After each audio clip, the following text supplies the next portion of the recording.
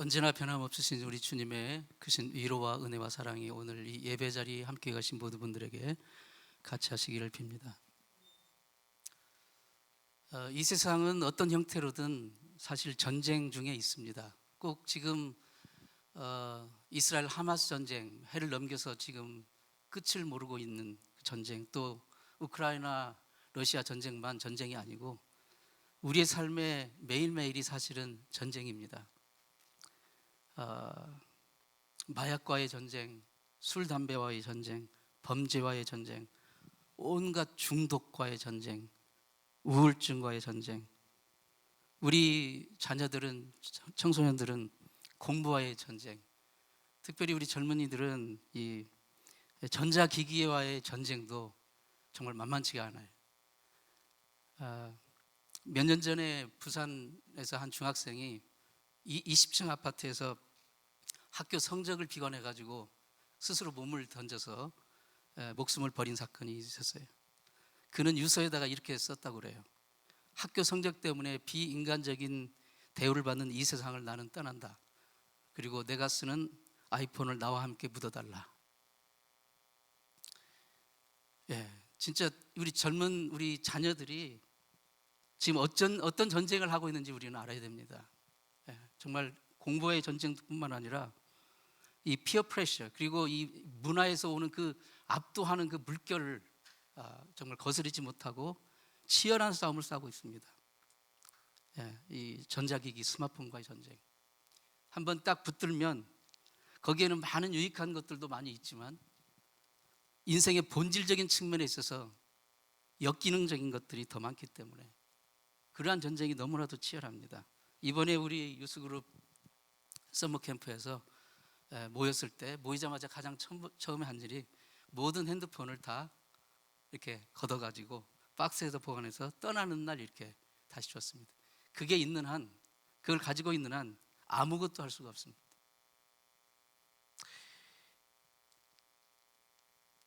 이 세상은 계속 전쟁 중입니다. 우리 삶 속에서도 계속 전쟁이 일어나고, 내 마음 속에서도 전쟁이 일어나고 있어요. 죄의 욕망과 하나님께 순종하고자 하는 그 욕망이 계속해서 싸우고 있고 전쟁을 하고 있습니다. 영적인 전쟁입니다. 왜냐하면 이 세상은 바로 마귀가 있고 죄와 사망의 권세가 주관하는 그런 어둠의 영들이 주관하고 있기 때문입니다. 영적인 전쟁, 오늘 특별히 성경도 우리의 신앙생활을 본질적으로 끊임없는 영적 전쟁의 과정으로 피워나가고 있습니다. 오늘 12절 말씀 한번 같이 한번 읽어보겠습니다. 우리의 씨름은 혈과 육에 대한 것이 아니요 정사와 권세와 이 어둠의 세상 주관자들과 하늘에 있는 악의 영들에게 대함이라. 이것은 그냥 듣기 좋으라고 어떤 영적인 표현을 한 게 아니라 실질적으로 우리의 삶의 현실입니다. 이 땅을 살아가는 모든 인생의 영적인 삶의 현실이에요. 씨름을 하고 있습니다. 싸움을 하고 있어요. 이 영적인 전쟁에서 승리하려면 어떻게 해야 됩니까?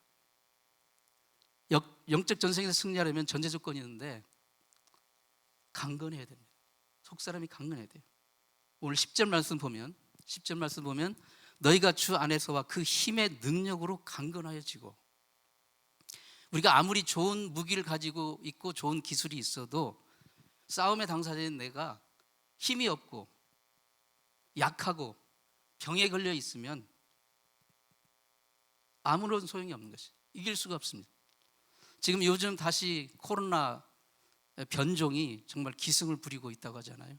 이제는 뭐 락다운을 시킬 수가 없기 때문에 그냥 감기처럼 이제 각자 이제 싸우고 나가는 건데 엄청나게 다시 기승을 부린다고 해요. 근데 똑같은 바이러스가 침투를 해도 면역력이 강하게 이렇게 형성이 되어 있는 사람은 쉽게 그 바이러스가 침투에 들어오지 못합니다. 오랫동안 사탄의 흉계를 몸소 체험한 사도 바울은 지금 로마 감옥에서 에베소 교회 성도들에게 영적인 싸움에서의 승리의 비결을 이렇게 알려주고 있는 거예요. 에베소서 3장 16절에 그 영광의 풍성을 따라 그의 성령으로 말미암아 너희 속사람을 능력으로 강건하게 하옵시며, 속사람을 능력으로 강건하게 하옵시며. 우리의 속사람이 강건해야 영적인 싸움에서, 영적인 전쟁에서 이길 수가 있다는 것입니다. 자, 그러면 우리가 영적으로 강건하긴, 속사람이 강건해지는 것은 어떤 그 방법이 있을까요? 주님 안에 온전히 거해야 됩니다. 육신적인 건강의 요소를 어떤 사람이 이렇게 말했습니다. 4가지 요소를 균형 잡힌 음식 섭취, 그 다음에 충분한 휴식, 적당한 운동, 그리고 유쾌한 마음, 그렇게 들었더라고요. 거기에다가 기본적으로 온 몸의 기관과 마디와 계통과 시스템이 서로 잘 막힌 데가 없이 흘러야 돼요. 소통이 돼야 돼요. 소통이 안 되면 막 피가 막히고 혈이 막히고 기가 막히고 신경이 막히고 마비가 되고 그렇게 되는 거예요. 경제도 그렇고 인간관계도 그렇고 사회도 마찬가지입니다. 막히면, 소통이 안 되면 결국 거기서 문제가 발생합니다. 영적으로도 건강하려면 소통이 돼야 돼요. 하나님은 우리에게 무엇으로 소통하십니까? 하나님의 말씀으로 소통하십니다. 우리는 예배와 기도와 찬양으로 하나님과 소통하는 거예요. 그 하나님과 소통을 잘하기 위한 기본적인 조건이 뭐냐면 주님 안에 거하는 것입니다. 오늘 10절 말씀, 너희가 주 안에서와 그 힘의 능력으로 강건하여지고 라고 말씀합니다. 우리가 영적으로 속사람이 강건해지기에는 첫 번째 길은 주님 안에 거하는 것입니다. 주님 안에 거한다는 것은 무슨 뜻입니까? 김치는 김치 냉장고에서 이렇게 잘 보관이 돼야 잘 숙성이 되고 맛이 우러나고 사랑받게 되는 거죠. 김치가 밖에 이렇게 공기에 노출돼 가지고 이렇게 있으면 금방 씌어 터지고, 그리고 얼마 지나 못 가서 군둥내가 나고 결국은 천덕꾸리가 됩니다. 먹지 못하게 돼요. 마찬가지로 그리스도인은, 하나님의 자녀는 예수 그리스도 안에 있어야, 제맛이 우러나는 것이고 정말 하나님의 사랑을 누리는 그런 존재가 되는 것입니다. 그래서 성도가 주님 안에 있다는 것은 어떤 물리적인 장소 개념을 염두에 둔 말이 아닙니다. 그리스도 안에 있다는 말은 하나님의 말씀을 통해서 예수님과 소통하는 거예요. 예수님과 연합되어 있다는 것이에요. 신비한 생명적인 유기적인 연합이에요. 우리가 올게닉 음식을 좋아하잖아요. 케미칼로 만든 어떤 그런 것보다, 프로세스된 그런 음식보다도 오가닉 음식을 좋아하잖아요. 우리가 주님 안에 거한다는 것은 하나님의 말씀을 통해서 오가닉, 정말 생명적이고 유기적으로 연합되어 있는 거예요. 소통되어 있는 것이. 에베소서 5장에서 바울은 그리스도와 성도와 연합을 결혼이라는 특별한 용어로 묘사합니다. 그리스도와 교회를 신랑과 신부의 신비한 연합으로 비유를 하는 거예요. 머리와 몸이 떨어질 수 없듯이 그리스도와 성도가 서로 불가분의 관계가 되는 것입니다. 우리가 영적으로 강건해지기 위해서는 다른 방법이 없습니다.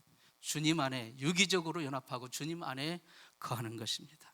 우리의 마음이, 우리의 관심이, 우리의 초점이, 우리의 인생의 목적이 주님 그리스도 안에 있을 때 우리의 속사람이 강건해지고 우리의 인생이 강건해지고 사탄의 괴계를 물리칠 수가 있는 것입니다. 이 세상이, 이 세대가, 이 사회가 진정으로 강건해지는 것은 생명의 주인이신 예수 그리스도, 그분께 돌아갑니다. 그분께 돌아가서 그분 안에 거하는 것입니다. 예수 그리스도 안에 거하는 것이 영적 강건함의 중요한 요소가 되는 이유는 에베소서 1장 3절 말씀 보면 그리스도 안에 있을 때 하나님으로부터 오는 모든 신령한 풍성한 복을 얻을 수 있기 때문입니다. 에베소서 1장 3절에 찬송하리로다 하나님 곧 우리 주 예수 그리스도의 아버지께서 그리스도 안에서 하늘에 속한 신령한 모든 복으로 우리에게 복 주시되, 우리가 그리스도 안에 있을 때 정말 놀라운 하늘나라의 신령한 복을 얻게 됩니다. 첫 번째로 그 신령한 복은 그리스도 안에서 새로운 신분을 얻게 되는 거예요. 새로운 신분을 얻게 됩니다. 천국 백성이 되는 것입니다. 우리는 한국 사람, 한국 시민권자나 혹은 미국 시민권자일 겁니다. 그러나 우리는 예수 안에 들어올 때 천국 시민권자가 되는 거예요. 하늘나라의 시민권자가 되는 거예요. 하나님 나라의 구성원이 되는 것입니다. 우리가 예수 그리스도 안에 있을 때 그 누구도 넘볼 수 없는, 그 누구도 빼앗을 수 없는 하나님의 자녀라는 정말 고귀한 신분을 얻게 됩니다. 몇 년 전에 이태리 로마에서 길 잃은 고양이 한 마리가 이제 어느 날 억만장자 할머니에게 입양이 됐어요. 길 잃은 고양인데 억만장자 할머니에게 입양이 됐는데 그 할머니가 돌아가시면서 180억 유산을 그 고양이에게 상속한다는 것을 발표를 했어요. 그래서 이 뉴스에 크게 이제 보도가 됐었는데, 우리는 그리스도 안에 들어오는 순간 우주의 주인이신 하나님 우리 아버지가 되시고 우리는 그의 자녀가 되는 그분의 입양을 받게 되는 자녀가 되었다는 것입니다. 그분의 가지고 있는 모든 풍성한 그것을 우리가 얻고 누릴 수 있는 존재가 되었다는 것입니다. 고양이가 180억을 유산 상속받는 것도 놀라운 일인데, 우리는 그것과는 비교할 수 없는 것을 하나님 아버지가 우리의 아버지가 되심으로써, 우리가 그분의 자녀로 입양됨으로써, 예수 그리스도 안에서 그 피로 말미암아 입양됨으로써 우리는 하나님 안에 있는 모든 풍성함, 이 세상의 주인이 그분 아니십니까? 그분의 풍성함을 다 얻을 수가 있게 되는 것이. 고린도후서 5장 17절에 그런즉 누구든지 그리스도 안에 있으면 새로운 피조물이라, 이전 것은 지나갔으니 보라 새 것이 되었도다. 다시 말해 그리스도 안에 들어오면 이제 죄에 대하여는 죽은 자요, 하나님에 대하여는, 의에 대하여는 산 자가 되는 거예요.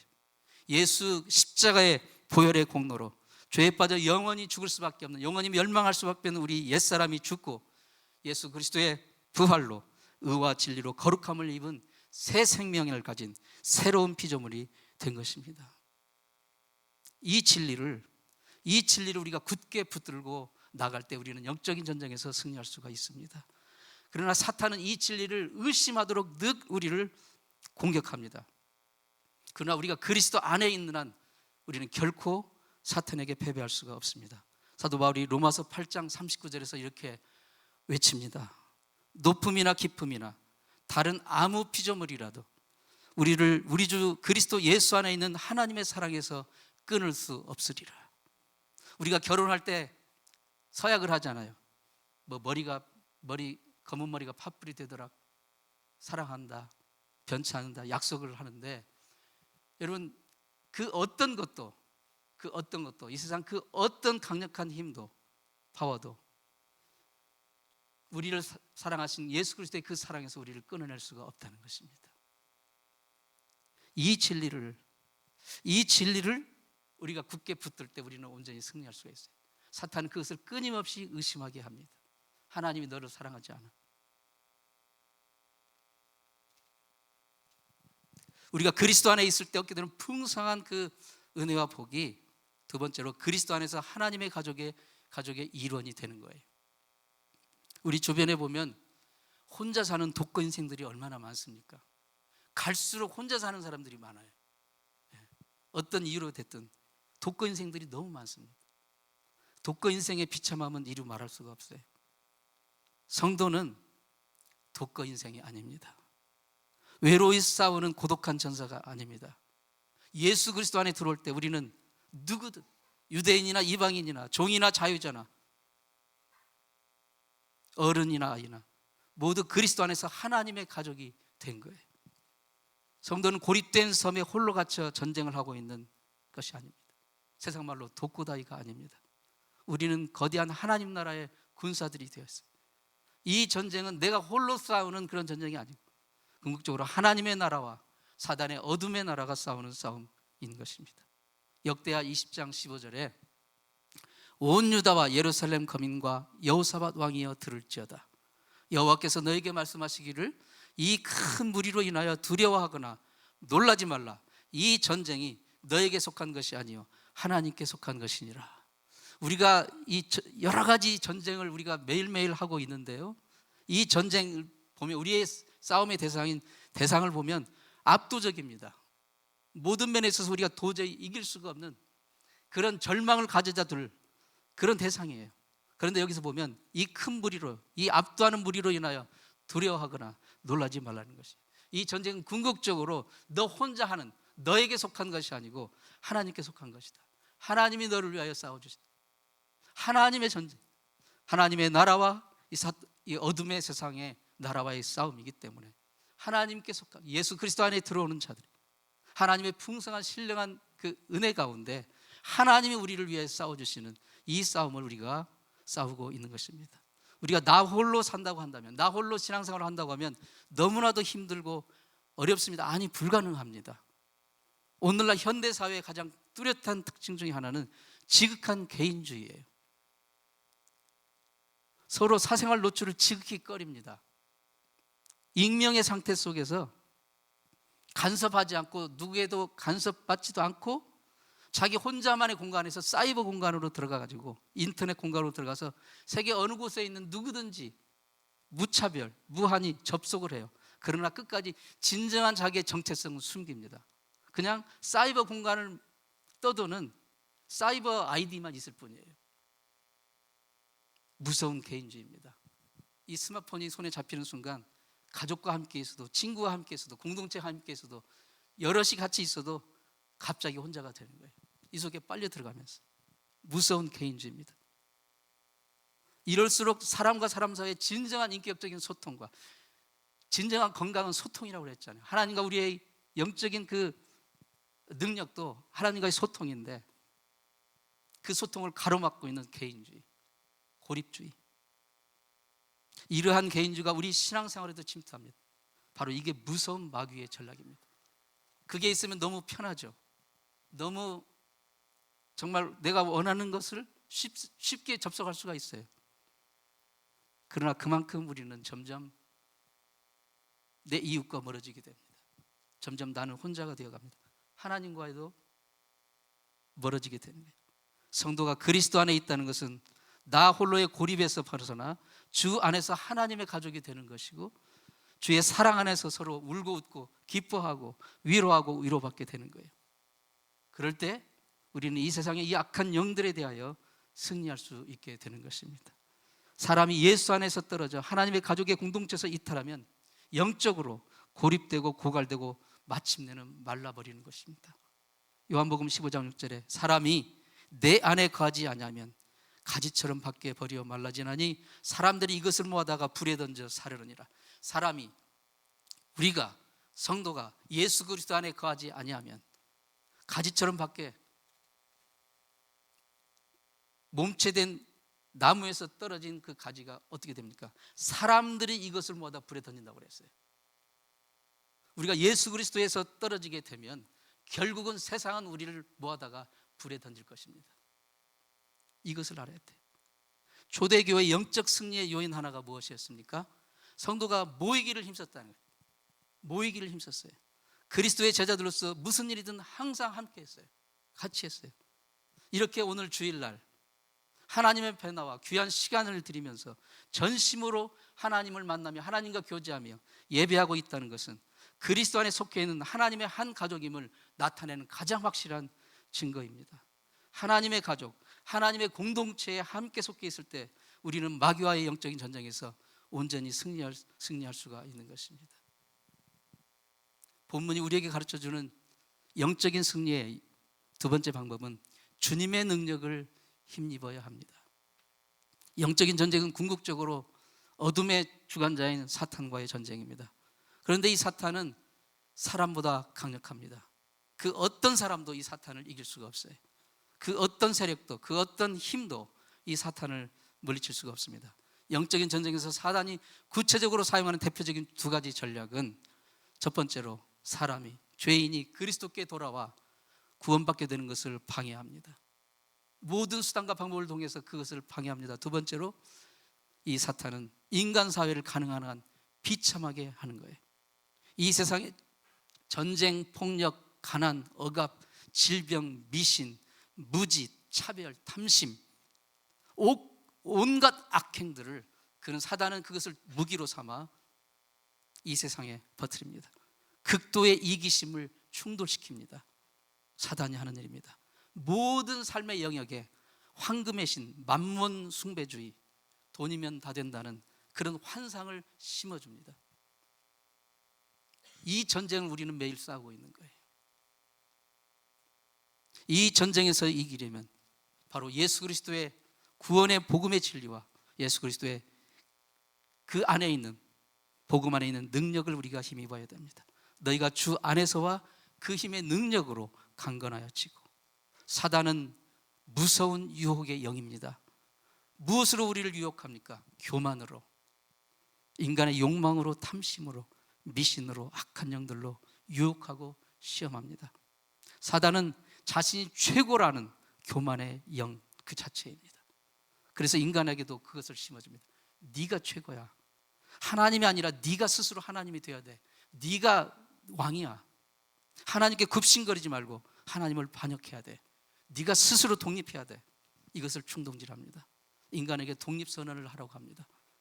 독립선언을 한다고 독립이 됩니까? 힘이 없는데요. 오히려 하나님을 대적해서 독립선언을 하는 순간 우리는 바로 그 사탄의 노예가 되는 거예요. 그리고 죄의 멍에를 다시 매게 되는 겁니다. 사탄은 반역의 영입니다. 우리의 힘으로 안 됩니다. 오직 예수 그리스도 십자가 복음의 그 능력으로만 이것을 물리칠 수가 있습니다. 유혹을 당할 때 사탄이 여러 가지로 우리를 유혹하고 넘어뜨리고 의심하게 할 때 우리는 초점을 예수 그리스도, 십자가에 달리신 예수 그리스도, 우리를 위해 구원하신 예수 그리스도, 그분께 자꾸 생각을 맞추고 초점을 맞춰야 됩니다. 왕년에 한국에 해변으로 가요 그 노래 유행했던 적이 있었어요. 혹시 나이 드신 분들 아실 거예요. 차도균 씨라는 분인데 나중에 예수 믿고 집사님이 되었는데 이분의 간증집에 이런 얘기가 나와요. 이분은 술에 약했어요. 술에 약해가지고 막 술 중독이 될 정도로 아주 술만 마시면 진짜 완전히 고주망태가 되고 딴 사람이 돼버린 거예요. 그러니까 이 아내는 굉장히 신앙이 좋은 분이었는데 기도할 때 주님 제발 우리 남편 이 술 중독에서 벗어나게 해주세요. 이 술 유혹에서 벗어나게 해주세요. 그렇게 기도를 해요. 그런데 이 차도균 씨는 또 이제 비아냥거리면서 또 이렇게 기도했어요. 주님 제가 술을 마셔도 죄의식에 빠지지만 않게 해주세요. 그렇게 기도를 했다는 거예요. 약 올리는 거죠. 나중에 이분이 이제 그 한국의 락 음악 이 그룹 사운드 키보이스라는 것을 결성을 했는데 그때 당시 윤한기 씨라는 아주 탑 가수 그분하고 같이 윤한기 그분도 나중에 목사님이 되었죠. 결성해가지고 이제 키보이스 그 그룹을 했는데 엄청난 인기를 누린 거예요. 특별히 막 여자 팬들이 구름대같이 몰려드는 거예요. 항상 가는 데마다. 그러니까 아내 입장에서는 너무 불안한 거예요. 세상에 막 인기를 누리는데 막 여성 팬들이 막 몰려다니면서 애워싸고 그러니까 아내가 심기가 편할 날이 없어요. 심기가. 그래서 남편에게 제발 딴 여자에게 눈 좀 돌리지 말라고 그렇게 당부하고 기도하고 예수 믿게 해달라고. 어느 날 아내와 차도균 씨가 커피숍에서 커피를 마시는데 남편이 아내가 있는데도 자꾸 다른 여자를 쳐다보는 거예요. 커피숍 안에 다른 여자를 힐끔힐끔 바라보고 있어. 그러자 아내가 여보 당신 이제는 다른 여자들한테 관심 끊기로 저하고 약속했잖아요. 그러자 그가 그랬지 내가. 그러자 이 부인이 근데 지금도 당신은 내 앞에서 지금 다른 여자들 힐끔힐끔 바라보고 있잖아요. 그러자 이 차도균이 또 이렇게 말합니다. 야 금식 중이라고 식당 메뉴판도 못 보냐? 그렇게 대답했다는 거예요. 여러분 삶의 현장에서 유혹을 이기는 것은 정말 쉽지 않습니다. 주님이 우리에게 주시는 그 능력으로만 우리는 이겨낼 수가 있는 거예요. 주님을 바라볼 때 십자가에 달리신 예수 그리스도 그분을 바라볼 때만 우리는 그 유혹을 물리칠 수가 있어요. 우리 육신의 힘, 육신의 결단, 육신의 의욕 그것으로 감히 사탄을 상대할 수가 없어요. 아무 부족함이 없던 지상낙원이었던 에덴 동산에서 살았던 아담과 하와도 사단의 그 유혹 한 방에 그냥 넘어가고 말았지 않습니까? 당대 최고의 문명국 애굽의 왕실 교육을 40년이나 받은 모세도 사단의 유혹으로 넘어갔습니다. 인류 역사상 최고의 지혜자라는 솔로몬도 그 사단의 유혹으로 화려한 이 세상의 쾌락과 향락 그것을 가지고 유혹하는 사단의 유혹 앞에 여지없이 넘어졌어요. 누구도 감당할 수 없는 강력한 육체의 능력을 가졌던 삼손도 육신의 정욕이라는 그 사탄의 유혹에 넘어가고 말았어요. 사람의 능력과 지혜와 경험과 결단과 그 어떤 것도 우리는 마귀를 대항할 수가 없습니다. 그것을 보여주는 사례는 너무나도 많습니다.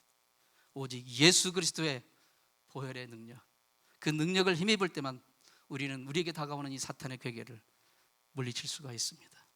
내 힘으로 하려지 말고 주님의 힘을 의지해야 됩니다. 예수께서 요한복음 10장 24절에서 이렇게 격려하십니다. 지금까지는 너희가 내 이름으로 아무것도 구하지 아니하였으나 구하라. 그리하면 받으리니 너희 기쁨이 충만하리라.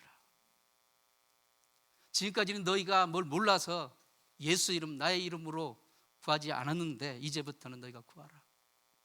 이제부터는 구하라. 그러면 너희가 풍성하게 받으리라. 예수 그리스도의 능력을 구하라는 것입니다. 예수 그리스도 십자가 보혈의 능력을 구하라는 것입니다. 그랬을 때만 우리는 온전한 기쁨의 삶, 정말 복된 삶, 승리의 삶을 살 수가 있는 거예요. 주님의 힘을 의지한다는 것은 구체적으로 무엇을 의미합니까? 실제 삶의 현장에서 살아 역사하시는 주님의 말씀을 붙드는 것입니다. 그 말씀을 통해서 주님과 온전히 그 안에 거하는 것입니다. 주님의 성령으로 충만함을 입는다는 것입니다. 그 예수의 이름 의지하여 기도하고 간구한다는 것입니다. 그럴 때 내 안에 계신 예수님께서 역사하십니다. 내 싸움이 아니고 그분의 싸움이에요. 염려와 근심과 걱정이 있습니까? 예수 앞에 나오면 모든 죄 사하고 주의 품에 안기어 편히 쉬리라. 예수 앞에 나오면 주의 품에 안기어 편히 쉬리라. 이 놀라운 복이 있습니다. 여러분 자신이 한없이 무능하고 무력하게 느끼십니까? 이 세상 험하고 나 비록 약하나 늘 기도 힘쓰면 큰 권능 얻겠네.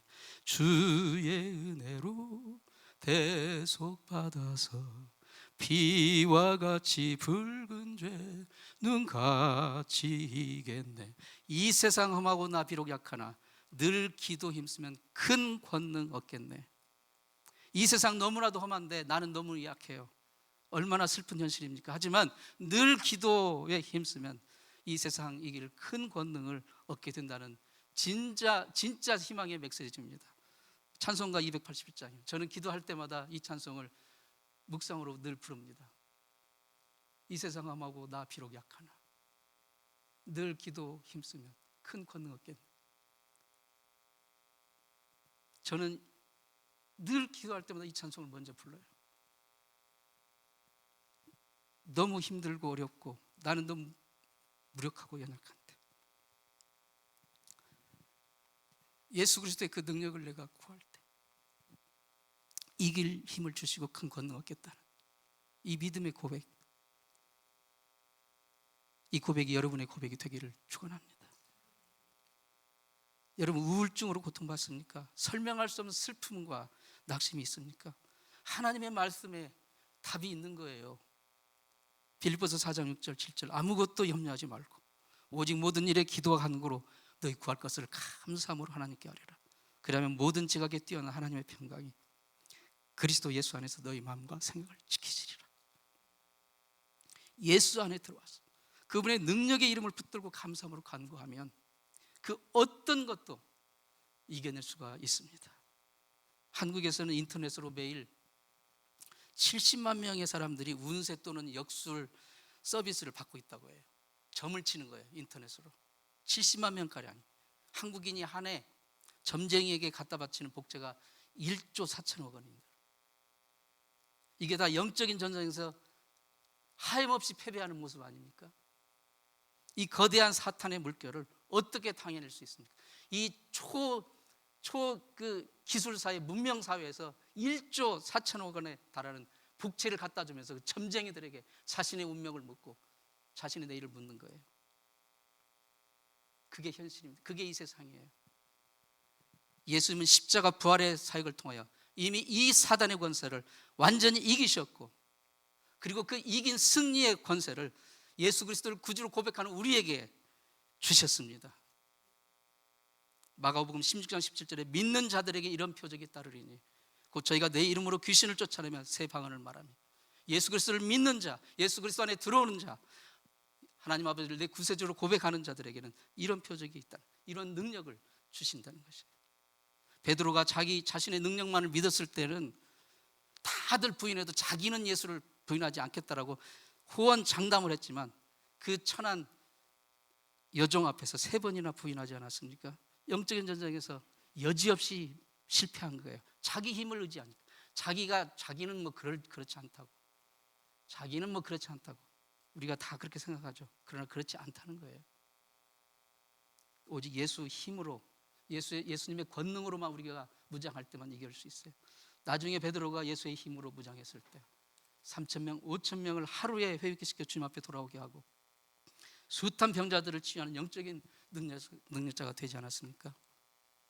2014년에 그 하나님의 성에 러시아 선교국에서 발표한 선교 보고의 그 보고서에 따르면 그 나제다라는 그 여성, 그 러시아 여성 이야기가 나옵니다. 그분은 말기 암 환자였는데 의사들도 완전히 포기하고 이제 마지막 수술을 내리는 최종 결론이 우리 손을 떠났습니다. 이제는 마음의 준비하세요. 이렇게 말한 거예요. 그런데 이 여성이 이제 그 마지막 수술을 하고 회복실에 누워있는 중에 갑자기 이 여성이 갑자기 깨어나면서 큰 소리로 이렇게 외친 거예요. 그가 찔림은 우리의 허물을 인하며 그가 상함은 우리의 죄악을 임이라. 그가 징계를 받으면 우리가 평안을 누리고 그가 채찍에 맞음으로 우리가 나음을 입었도다. 어디의 말씀이죠? 이사야 53장 5절 말씀 아닙니까? 우리가 성찬식 때마다 고백하는 말씀. 그 주간에 의사들이 그녀를 다시 정밀 진단을 했어요. 그랬더니 암이 완전히 사라지고 보이지를 않는 거예요. 치유된 거예요. 마치 복음서에서 예수님께 치유받은 사람들처럼 그녀는 하나님이 그녀에게 행하신 이 강력하고 놀라운 일들을 병실에서 만나는 환자들에게 이야기하기 시작했어요. 그리고 태어날 때까지 그녀의 간증을 듣고 많은 병자들이 병실에서 예수를 구주로 믿고 그들의 삶을 예수님께 맡기로 결단하는 구원의 역사가 일어났어요. 마귀에 눌려 어둠의 영에 사로잡혀 절망 중에 있는 영혼들이 주님 앞에 돌아오는 영적인 전쟁에서 승리하는 감격적인 그런 장면들입니다. 우리의 삶의 현장은 안팎으로 전쟁 중입니다. 부인할 수 없어요. 사단은 우리 인생을 지옥으로 만들려고 합니다. 우리가 육신을 벗고 나중에 천국 아니면 지옥에 간 그때가 아니라 이미 지옥을 살고 있는 거예요. 사단이 원하는 것이 그것입니다. 사단은 모든 수단 방법을 통해 우리를 불행하게 하고 병들게 하고 미워하게 하고 낙심하게 만들고 죄짓게 하고 하나님을 끌어내리고 내가 하나님이 되는 거예요. 하나님, 우리가 예수 안에 온전히 거하고 주님의 능력을 힘입어 이 전쟁에서 이기기를 원하십니다. 이번 한 주간, 이번 영적 전쟁에서 승리하는 우리 성도님 되시기를 축원합니다. 지난 주간 우리 유스그룹 서머 캠프 통해서 로마서를 통해서 죄가 무엇인지, 구원이 무엇인지, 우리를 구원하신 하나님의 복음의 능력이 무엇인지에 대해서 우리 유스그룹 자녀들과 함께 나누었습니다. 정말 마지막 날 저녁에 뜨겁게 바닥에 무릎 꿇고 기도했어요. 우리가 언제 그렇게 정말 하나님 앞에 우리의 죄를, 우리의 삶을, 우리의 부모님을, 우리 교회를, 내 자신을 위해서 그렇게 정말 뜨겁게 기도한 적이 있습니까? 우리 유스그룹이 그것을 했어요. 사랑하는 성도 여러분, 주님의 강력한 능력을 힘입어 사단이 가져다 놓은 영적인 장애물들, 거침돌들을 오히려 승리의 디딤돌로 삼을 수 있기 바랍니다. 주님의 능력을 힘입어 시기와 질투와 분노의 마음을 제하고 나태와 게으름으로부터 벗어나고 욕심의 포로에서 자유함을 얻고 영적인 싸움의 현장에서 당당히 승리를 선포하는 여러분 되시기를 축원합니다.